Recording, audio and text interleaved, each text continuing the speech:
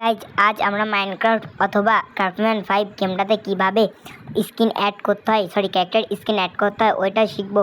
তো ফার্স্টে আমাদের স্কিন শিট নামে একটা অ্যাপ ইনস্টল করে নিতে হবে। তো আমি যেভাবে সার্চ দিচ্ছি আপনারা ওইভাবে সার্চ দিবেন। তো আমার কিন্তু অ্যাপটা অলরেডি ইনস্টল করা আছে, তো এটাকে আমি বেরোয় যাবো, আপনারা ইনস্টল করে নেবেন। তো এটাকে আমি এখন ওপেন করে নিব।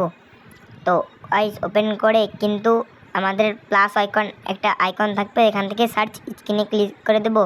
এখান থেকে নিজের পছন্দের স্ক্রিনে উপর ক্লিক করে ক্লাসিক স্ক্রিনে ক্লিক করে দিতে হবে।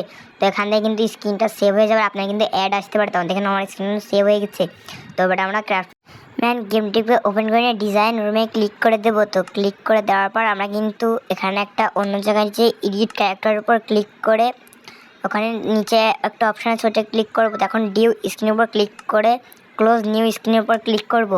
তো ওখানে ক্লিক করার পর আমাদের কিন্তু ফটো অপশানটা শো করবে। ফোনের যে ফটো অ্যাপ আছে ওতে ক্লিক করে দিতে হবে। তো অ্যালবামে ক্লিক করে যেটা লাগাইছিলাম স্ক্রিন ওটাই উপর ক্লিক করে দিতে হবে।